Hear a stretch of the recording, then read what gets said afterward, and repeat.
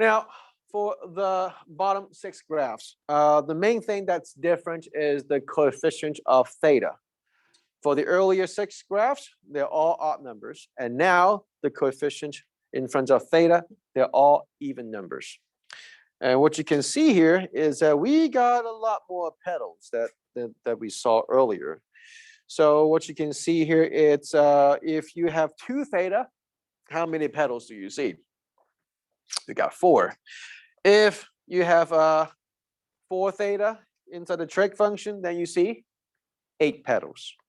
And then you have, if it's 6 theta, and then it will be 12 petals.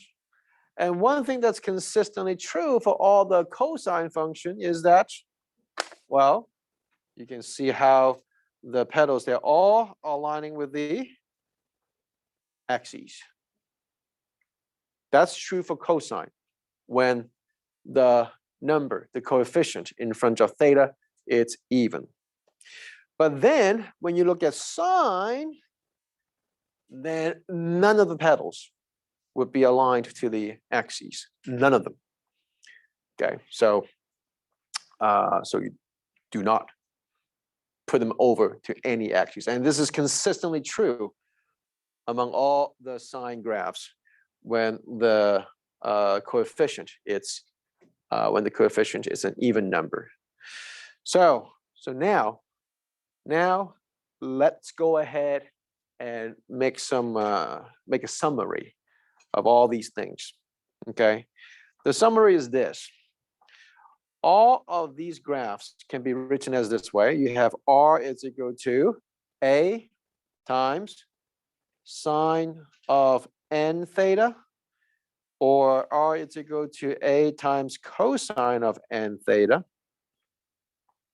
There's always a coefficient in front of the theta.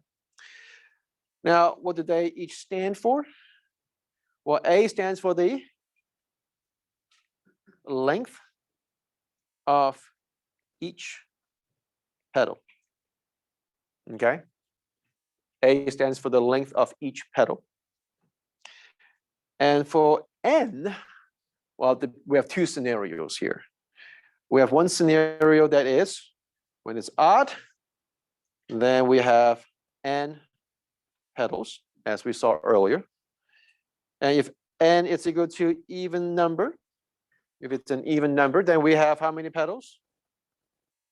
2n petals. Okay?